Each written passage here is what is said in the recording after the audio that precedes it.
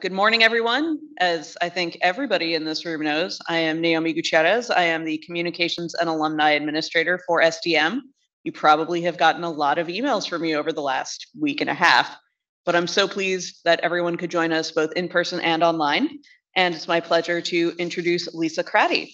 So Lisa joined Siemens Healthineers in 2020 as the SVP, Head of Product Engineering for the Laboratory Diagnostics business line. In this role, she has responsibility for the development, delivery, and commercialized product support for a wide range of lab instruments and analyzers. She's also the executive sponsor for the SHS Engineering Leadership Development Program and SHINE, the Siemens Healthineers Indigenous Network of Employees. Previously, Lisa was the Vice President of R&D and Product Development Strategy at Becton Dickinson & Co. and the Director of Engineering at Evenflo Company. Lisa has a master's degree in system design and management from MIT, as well as bachelor's degree in mechanical engineering from Michigan State and economics and management at Albion College.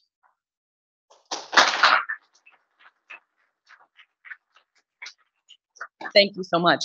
Guys, I'm nervous. I'm nervous standing up here. I have to admit it. Just before I get started, I just want to say it's such a place of honor to follow Tom and Ed. No, both of you. And I say, just listening to you talk about the program, I would have been excited even if I hadn't gone through the program. And I say, without hyperbole, you guys changed my life. The program was everything for me. It was just, over the years since 2001, I've been involved in, just different providing feedback on curriculum, coming and presenting during systems thinking conferences. And I just hope that even today and at the 50-year reunion of sorts, that I have been able to give the program, as much as it's given me in the time that, since the time that I started it. So, just really, it was, I had chills watching that video. Even just, it seems like yesterday, and yet so much time has actually passed. So today I'm just going to talk a little bit about, as Joan mentioned, what has SDM meant to me? What have I done with the program since leaving school back in 2003, and how it's really shaped both leadership, how I think about things technically, how I think about solving problems. And this will, be a little bit of an indulgence to spend the next 30 or so minutes talking about myself. So I appreciate your patience with that. But, hopefully it will be, there will at least be some pieces of interest and some nuggets of, wisdom that you gain from this talk. So I thank you in advance for that. Okay, so Naomi mentioned it, but I'll give you just a little bit about my background because everything along this road has brought me to where I am today. And every step has had some sort of foundational impact in my both personal life, my professional life, and everything else that surrounds it. So I did start at a small private school called Albion College. I was born and raised in Michigan. And I went to school there because it was a small school, a small setting. And you had this very, small ratio of students to professors. And I just really enjoyed that environment. Of course, because it was a small liberal arts school, it was a pre-engineering program. So the program was designed that you would do 3 years there, and you would then leave and do 2 years at an accredited engineering institution. In year 3, and here's where I'll date myself one of many times throughout the presentation, I was going to physics lab and my roommates and my friends were going off to their aerobics class. It just got really hard to not want to be done with school in one more year. I was already minoring in economics and I loved it. I actually really, really enjoyed the economics curriculum. There's so many parallels to things like physics and chemistry and just behaviors. And so I just didn't see a downside in finishing off in economics and then going to work and going to the real world. So I graduated from there and I ended up at a company like every good college graduate in the state of Michigan at an automotive supplier. And it was a Japanese supplier that had a very new and proprietary process for creating sides of cars, actually, not even just doors, but the whole entire side of a car. It was, these 6-stage progressive dies stamped in aluminum, start with a kind of the raw metal, and at the end of the process, you'd have a fully formed side of a car. It was amazing, right? I was fascinated by it. I spent more time on that floor watching that process than I did doing the job they hired me to do, which had nothing to do with the technical side of things. You know, life never gets less complicated. So I only worked there for a few months and decided I need to go back and finish that engineering degree. I need to do what I set out to do in the first place. And I went to Michigan State University, where I graduated with a degree in mechanical engineering. And again, like every good engineering graduate in southeastern Michigan, in the Detroit area, I went to work for Ford Motor Company, right? Everybody went and worked for an automotive manufacturer or a supplier, it seemed. While I was at Ford, you know, I had a wide variety of responsibilities, from program management to interior systems to designs of exteriors, huge range. I loved working at Ford. It was, you know, the world was your oyster. You could do anything you wanted to do there. While I was at Ford, I started getting an MBA. I was going to school at night at the University of Michigan, which, if anyone's from Michigan, you know, ideologically that was hard for me, having just graduated from Michigan State. But nonetheless, was working on an MBA, and it felt like a second job. I would leave work, I would go to school.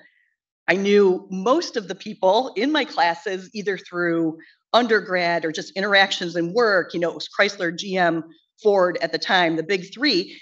Our case studies were about the automotive industry. Like, you just couldn't get away from it. So it was all I knew. I mean, it was really all I knew, but the MBA just didn't really feel right for me. It wasn't a good fit. And then I learned about the SDM program. So gladly took a chance at applying, and I got in, which is when I came to join the SDM program in 2001. So long ago, our pictures were in black and white. And yeah, I felt I should show that. And then, you know, hopefully the graciousness of the audience, you'll say you haven't changed a bit, right? My hair's a little longer. My hair's different, right? That's all. But, and like I say, you know, this was life-changing for me. It was the first time kind of stepping out of what I knew about the automotive industry, and that was the center of my universe, to going to school with people who they were self-sponsored. They were, you know, from NASA, from Raytheon, from telecom at the time, you know, even people coming back during the dot-com bust, right? All these entrepreneurs. It was like a whole new world. And I know that it sounds maybe as if I'm exaggerating that a bit, but it was really, really such an eye-opening experience for me. After I graduated from MIT, I went back to Ford. And again, I really loved working at Ford, but they were shifting to kind of the scheme of full service suppliers. You were basically a project engineer managing your supplier who did the really deep technical work. And that wasn't for me, right? I wanted to go back and change the world. I had just learned so much. I wanted to be able to apply it and really leverage, you know, what I felt was going to be this great opportunity. And unfortunately, you know, Ford for me wasn't the place to do that. So I joined a company called Lear Corporation. Now, if you said, that's so cool, you worked on jets, you'd be right, that is cool, but that wasn't what I did. So Lear Corporation at the time was an interior supplier. They supplied to like 25 OEMs, interior kind of and safety systems. And it was kind of foundational for two reasons. One, it was the first time I managed people. So I went into this role and began managing people. I spent a significant amount of time living in Japan. And so that was a very different experience for me. Like, again, another great eye-opening kind of development opportunity. And it was really a chance for me to see how to apply systems thinking, because we had the whole kind of interior system, and you have to hook up to other parts that other people provide, right? You had to figure out your boundary conditions. You had to really know what you were doing and what you were going to be going into to make it work. But then also how, I think from a leadership style, how you become a technical leader, how you help your teams problem solve, you coach them along, right? At some point, you sort of have to stop being the one who rolls up your sleeves. And this is really where the evolution for me came to become a technical leader. So a few years after joining Lear, the automotive industry was already in pretty bad shape, if people recall, from that time period around 2006-07. And my personal life had gotten a little messy, like getting a divorce, and it sort of seemed like the state of Michigan was smaller than I ever wanted it to be. So I thought, this is the time to make a big change, right? If I was ever going to do it, this is the time to make a change. And I wanted to move back to the East Coast. I loved living here. I loved living in Boston, and I thought, perfect, this is it. I have no constraints. Well, Boston didn't want me. Boston didn't want automotive engineers, right? At the time, there was a lot of consumer goods, telecom, just a very, very different skill set than I had. Well, fortunately, a company called Evenflo took a chance on someone whose only experience and background was automotive, but this put me a little deeper into the Midwest. I moved to Ohio and became the head of playtime and feeding. Now I know that sounds a little funny, playtime, yeah, who doesn't want to be that person? But we design things like strollers, activity centers, high chairs, you'd say sort of like, well, how does that translate? I'm still big R, little d in the R&D world, and it was plastics and high volume. And really, I was starting to see myself how transferable skills are a real thing. I even doubted going into this, could I take what I know and get people to believe that I could lead them in a technical way? So this was really just, again, such a great opportunity for me. While I was at Evenflo, not only did we do sort of these like fast turnaround, consumable type products, but we worked on breast pumps and accessories, which are class 1 and 2 medical devices. So here again, a little bit, expansion of my portfolio from a personal perspective. And it's a very good thing that I worked on that because my position was actually eliminated during the kind of the peak of the economic downturn at the end of 2009. And first time it had ever happened to me. So I thought, well, what do I do now? And I had 3 opportunities. I had an opportunity to go work in the automotive industry with Nissan. I had an opportunity to go work for a competitor of Evenflo and stay in juvenile products. And then I had an opportunity to go to a medical technology company called Becton Dickinson. Becton Dickinson is located in New Jersey. It was going to move me to the East Coast. I thought, I don't know if I want to go back to automotive. It's very cyclical. I'm sure there are things that I could learn, hybrid vehicles, all of that was really at the forefront. But I thought, this is it. This is my chance to even further take those transferable skills and move into a new industry. Move me further east. So I took the job back in 2010 and started there leading new product development for a business called Pre-Analytical Systems. So if you've ever had a blood draw, if you've ever had to kind of donate any type of specimen, we made the containers and the preservation process and the transport process for those types of things. So showing a classic BD wing set there. Many of you have been on the receiving end of that when you're giving blood, but they seem like pretty simple products. However, there's a lot of different interactions to biology. You have to think about how do you sell, how do you manufacture 6 billion of them with like really tight tolerances. It's just more to it than it looks. I spent about 5 years doing the classic product development when I had an opportunity to become what I'll say is overhead and go to corporate. Everybody loves the chance to say that they went into corporate, but I really did for a period of time want to step back from managing, a large team and what comes with that. And you don't spend that much time developing yourself when you have a team to worry about. So I had an opportunity to sort of take a chief of staff role for our chief technical officer and also bring through 2 large acquisitions that doubled the size of the company while I was there. I did a lot of sort of strategy work. So this is sort of the other side of the SDM degree, right? On the management and like the innovation side, a lot of portfolio strategy work. BD spends, about $1 billion a year in R&D. And so one of my jobs was making sure we were spending things in the right spaces and we were making, good investments and we were looking at things in a forward high growth kind of way. So, I did that for a few years and I enjoyed it, but I wanted to get back to product. I really wanted to, my DNA, everything about me is product development. And I think, in any company, you reach a point where there's limited number of roles available for what you're looking to do. And the downside to sort of taking this corporate role was I put myself much farther back in line for any of the sort of VP and above roles back in the business units leading the hardcore innovation, design, and development. And it was all worth it. I'll say it was an incredible experience to work on the acquisitions and just see something very, very different than I had seen in my career so far. But as luck would have it, I had an opportunity come my way at Siemens Healthineers back in, I guess, the summer of 2020. Gosh, time is going so fast. And I thought, this is it. This is everything I want to do. It's a, large team. It's complex systems. I don't know anything about what we make, though, right? I mean, when I was talking to them, we do large scale lab instruments, so analyzers. So again, sort of on the other side of the blood draw, where does your blood go? When you have specimen drawn, where does it go? How does it get processed?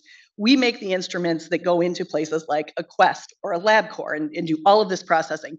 These are highly sophisticated instruments. They're, in vitro diagnostics, nothing of my background. But, I went through the interview. I said, I don't know that I need to be that technical expert on these products, right? The team does that. What I can do is bring systems thinking, a systems approach, and help the teams think about how to design, how to think about reliability. And that's what the team really needed. So I took that job, and here I am today. And it's really been a wonderful experience. And still in the back of my mind from my automotive days, I'm not completely convinced about the transferability of skills and does all of what I've learned on this road up to today, does it help? And I think the answer is, I hope, yes, it does. So I've just shown you 4 types of products on my journey. And what do they have in common? You might look at these and say, absolutely nothing. And you wouldn't be wrong. I mean, in many ways, you aren't wrong. There is nothing that they have in common. But having said that, there's a lot they do, right? All of these are systems of varying complexity.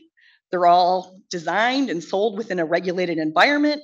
There's a human interface. There's human factors to be considered. People use these products and people are on the receiving end of these products. And their functionality for all of these should be connected to unambiguous, clearly articulated user needs and specifications for the performance of these products. They all have to be verified. They all have to be validated, right? It's not what the engineers think is the right product. It's what the customer thinks is the right product. The thing that's also probably not obvious to you about these is they represent almost 500 years of industry, the companies that these products come from. And with that duration, tribal knowledge becomes so foundational to how these products are developed, right? You have people that spend literally, decades and decades and decades working there, and they bring everything from, what they worked on in their first year to the day they retire. And that's critically important. If anyone's watching The Dropout on Hulu, you know that, diagnostics is difficult. It takes decades to understand diagnostics. And that's where Theranos struggled. They didn't realize how much you really, really need to know about testing and blood and biology to be able to be successful in the space. But, having said that, it's a double-edged sword. All of that tribal knowledge can be a good thing, but you have to use it correctly. And what do I mean by that, right? Some of these companies, you go into them and you say, we've done this before. We are the industry, right? When I first started at Ford, that was Ford. That was really how Ford felt, right? They were one of the leaders in the automotive industry, like Henry Ford, right? Everybody talked about it. Henry Ford, he was the auto industry. But they got themselves into a little bit of trouble that way, right? And fell behind in certain areas of design or technology or innovation. And even today, I think things have come really, really far for them, which is great. But, playing a little bit of catch up in, the electric vehicle space and finally sort of leapfrogging where they were. Interestingly enough, when I was at Ford, and this is sort of formed how I thought about things, if you wanted to interview for the position of a brake engineer, you're going to design brakes. The best thing you could have done to be a brake engineer is have been a brake engineer for a lot of years, right? They really wanted people that had always done the thing that you were interviewing to do. And that's great because it does sort of get you out of this other side of the arrow here, which is we don't know what we don't know. But what it can do is sort of stifle the innovation. It can sort of put you into almost autopilot and you become a little bit fast and loose with how you think about things because you think you know it all. looking at cars, you can look for design solutions, architectures from other cars, but you can also look to other things, right? I think it sounds like I'm talking a lot about the auto industry. I've been out of it for a long time, but I think one of the most interesting things Ford did was hire someone from Boeing to be the CEO, right? For a long time, they said, you got to have a car guy. Car guys have to run car companies. And they brought in someone from Boeing that just brought a very different perspective to how things should be designed and developed. So regardless of the product, I guess what I would say here is that a smart architecture, that is what matters, right? How do you sort of get into the center, that sweet spot of that arrow? It's about smart design architecture, leveraging the good things that you already know and exploring what you maybe don't, and you don't realize you don't know it. I think, even when I first started the program, we were at school, so it felt academic, but the process itself of system architecture, system design, felt very academic to me. And I thought, well, how are we going to really use this in the real world? But what it does is it forces you to put pencil to paper, define what you're going to do, and deliver against those needs. It doesn't let you skip steps, which I think is how you get to the center of this arrow. Even, when I've been in staff roles, I mentioned, going to corporate and sort of working in an individual contributor role, I could apply systems thinking in those jobs. So I think about the portfolio or integration of an R&D organization. Think about what problem are you trying to solve, and then you set up the framework for it, right? You go back, you don't start with the solution in mind. You talk about the problem, the user needs, who are your stakeholders, what are you trying to do, and you design around that. And today, I sort of, I don't want to say pride myself, but one of the things that I try to focus on is bringing in necessary skills. In a large organization, still in R&D, they're set up a lot around critical mass of capabilities, right? You have mechanical engineers, you have electrical engineers, you have software engineers, and that sometimes makes it hard to tease out what's the full system and be able to get to all the points of the system that you need to understand to make sure that you are not designing in problems or missing something. And so one of the things that I always think about is, back to my Ford days and actually any of the industries I've worked in, is how do you balance the needed tribal knowledge, the age-old skills, with newer thinking, different inputs. And today, my team consists of people from lab diagnostics, of course, absolutely. Decades of experience on my team. But gas turbines, telecom, compressors, heavy machinery, farm equipment, people have come from all different industries and are making the instruments really just step function different than they were 20 years ago with the thinking they're bringing. So what have I learned, or how have I gotten here? So the biggest lesson I've had since graduating is, don't get caught with your system principles down. And I was feeling a little nostalgic this week after talking with Joan, and I went back and I did some rummaging through a hard drive that I have, and I found a paper from ESD 33J, System Architecture. And I took a look at it and I thought, this is very interesting. I hadn't read it in 20 years, never looked at it since I submitted it in class. And this, for people who may know or don't know, was a paper, was work that Ed assigned us at the beginning of the semester and said, I'm going to talk to you a lot about a lot of different things. I want you at the end of the semester to give me the principles you've learned in class. Tell me what you've learned, give me the context, tell me why it matters. And I found this paper. And the reason that I was looking for the paper is I put a principle in my paper that you mentioned in class. And to have Ed mention you in class, be still my heart. So, I thought, I'll take a look at it. And I was actually really, really shocked. I'd sort of like to resubmit it for a grade. I don't remember what I got, but I'd love to have you look at it. Fantastic. So I'm going to share these principles with you because they've aged a little bit, but not really. And I think, they've always been in the back of my mind, and the program was so deeply ingrained, I've just always operated to them. So the first was the reuse principle, right? This was sort of like the work smarter, not harder. Think about set-based design, platform, modularity, and reuse as much as you can, and a smart architecture lets you do that, right? You design out the problems, continuous improvement, bring in the good and the new. The next one, the lessons learned principle. And this is sort of like what you learn in failure, you utilize in your next success, right? I love when I interview people and I say, tell me about a failure. Tell me about something that you were working on that failed. What did you learn from it? And if they say, I've never failed at anything, I immediately don't hire them, right? Because you have to learn from how things gone wrong. If you're really, especially innovation and taking risk, fail fast, those are all legitimate things. And I think it was George Santayana maybe said it best, saying, hey, those that don't learn from their past are sort of doomed to repeat it, kind of a thing. The next one, and this is the one you mentioned in class, the customer uncertainty principle. And the way I defined this one was the customer does not know what they want what they know. And at the time, what I was referencing was the advent of cooled seats, right? Heated seats were like, that was a great invention. But then the industry moved to cooled seats and people went bonkers. Not one person ever asked for a cooled seat, right? It just wasn't those things where you think about Steve Jobs and the MP3 player and, Henry Ford. If I gave people what they asked for, they'd have 100 horses, or, I'm paraphrasing.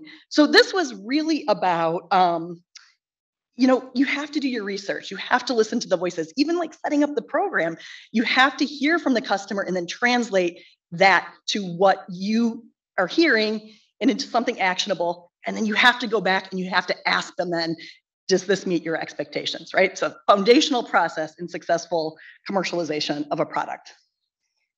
Principle 4, the consensus principle. And this one, I kind of had written this out and has called it, I is not statistically significant, as in I, as an individual. And I would say this today probably, never bring an opinion to a data fight, right? You have to have like really data-driven, objective viewpoints when you're designing products. Otherwise, you have a solution waiting for a problem, right? You have to think about user needs. And, Professor Eppinger, this is really goes back to, I think, you taught that there are methodologies for capturing the customer and removing biases or opinions that keep the architect or like a chief engineer, keeping them honest, right? That their preferences aren't what goes into the product, it's the preference of the end user who makes it. The next one, principle 5, was the it figures principle. And this is really intended to say, the things you worry about most are rarely the problem. Of course, I didn't think of it. It figures that's what would have gone wrong, right? And just making sure that you think about interfaces. Even when you're integrating a known technology, there's other things that you have to think about that, you hadn't considered. And when, trying to come up with that exhaustive list is always hard, but this is where things like, reuse and modular design, they let you focus in on those things that you need to worry about that you had not previously worried about. Principle 6, the KISS principle. I think everybody knows this is keep it simple, stupid, right? And this is a great one for system architecture. On these complex systems, you don't just have one decomposition, right? You have systems of systems of systems, and you decompose them. And the more manageable those chunks are, the better the outcome, right? And then, of course, the challenge becomes putting them back together, system integration, but really being able to characterize, develop, design subsystems is essential. And then the last one is the simulation principle. Now, 2022 me doesn't really know what I meant on this one in 2001. I'm not exactly sure what I was going for, because I read it and what I had written was, all models are false, but many are useful. And I think, at the time, my thinking was that no model replaces the real world, right? No amount of simulation, no modeling replaces that. You have to have some empirical understanding, some theoretical understanding. You have to triangulate to get to an answer. And I think that's sort of true today, but I don't think that back in 2001, I had conceptualized things like digital twin, AI, machine learning, all the things that say, yeah, models are pretty good now, right? We can do really amazing things with them. So I think what I would say about this one now is trust but verify. And that's it. Those were my 7 principles.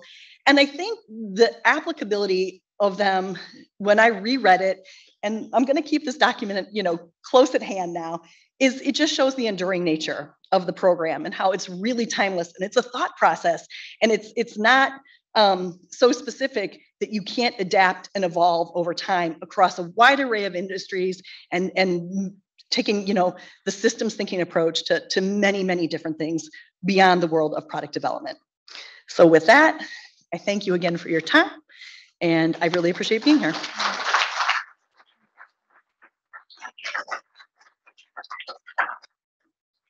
We are a little bit tight on time, so I'm gonna move you. No, you're good. You're good. I'm gonna move you off without Q&A, but I do want to encourage you. Oh yeah. Please find Lisa over lunch. 59 seconds over. But I also want to say thank you. You are. I think as we look at Lisa's career, a lot of us jump in, and we look at our alumni, jump in, and we spend time in engineering, and then we move quickly to management. And I think being able to take what she learned over time in leading engineering goes back to what Tom said as we founded this program. The idea of SDM being here for people who want to lead engineering, not leave engineering. And I really thank you for your career, and thank you for the contributions you've had as you've led R&D teams and engineering teams in some really cool environments and cool technologies. So thank you, Lisa. Thank you for joining us. And please, search Lisa out over lunch. Her background and her experience is just, something that we all can learn from the types of things that she's done. So thank you so much. Well, I blush, but thank you so much. It's a pleasure.